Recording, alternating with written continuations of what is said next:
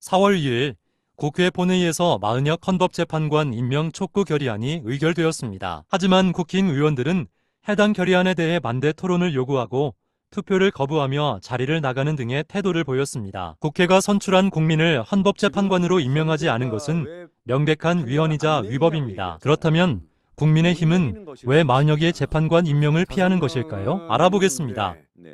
셋이 각하 또는 기각이라 이러지도 저러지도 못하는 상황. 네. 그런 한 명이 상황에 들어와야 되는 게 당연하다고 헌재 그렇죠. 스스로 판단했잖아요. 그렇죠. 그런데 5대 3이라면 한 명이 안 들어온 상태로 판단을 스스로는 못하는 거예요. 거죠. 위헌적 상황이 이런 거죠. 그런 상황에서 누구를 설득할 수 있겠습니까? 어떤 결과가 나오든 누구도 설득할 수 없습니다.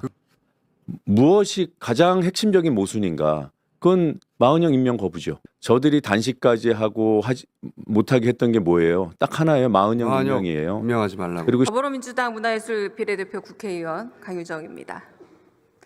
설마 했습니다. 오늘 국회가 헌법재판소 재판관 마은혁 임명 촉구 결의안을 의결하는데 국민의힘이 갑자기 반대 토론을 한다는 겁니다. 설마 했습니다. 참담합니다. 개개인이 헌법기관이라는 국회의원이 어떻게 헌법을 준수하자는 의결안을 반대하고 헌법을 어기자라고 반대 토론을 하며 주장할 수 있습니까? 국민의 대표 자격이 있습니까? 없습니다. 도대체 옳고 그른 것조차 모르는 듯합니다. 공공의 적 한덕수 국무총리는 왜 마은혁 헌법재판관을 임명하지 않습니까? 돌아온 지 열흘째입니다. 자기에게 직을 준 윤석열에게만 충성하고 한덕수, 최상목 이 두 대행은 이제 공직자가 아니라 공공의 적, 공적이 돼버린 겁니다. 헌법은 누구의 것입니까? 민주시민, 민주국가, 주권자 국민을 위해 존재하는 게 헌법입니다. 헌법재판소법 제6조 1항은 재판관의 임명에 대해 재판관은 대통령이 임명한다. 이 경우 재판관 중 3명은 국회에서 선출한 사람을 3명은 대법원장이 지명한 사람 임명한다라고 이미 써놓고 있습니다. 명기하고 있습니다. 마은혁 후보자를 임명하지 않은 것에 대해 국회의장이 제기한 권한쟁의 심판도 이미 2025년 2월 27일에 인용됐습니다. 인용 결정문은 분명하게 짚고 있습니다.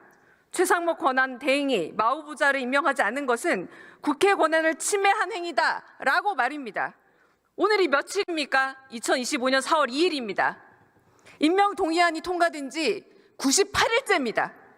그런데 마은혁 헌법재판관 여전히 우리가 후보라 부릅니다. 왜입니까? 헌법재판관 8인이 전원이 뜻을 합쳐 마은혁 헌법재판관 임명하지 않는 건 위헌이다 밝혔습니다. 마은혁 후보를 헌법재판관으로 임명하는 게 권한대행으로서 헌법을 수호하고 헌법을 지킬 의무다라고 짚은 겁니다. 한덕수 총리 권한대행은 대한민국의 공복이 아니라 국민에게 총칼 들이댄 윤석열의 사복, 부가, 그리고 졸개입니까?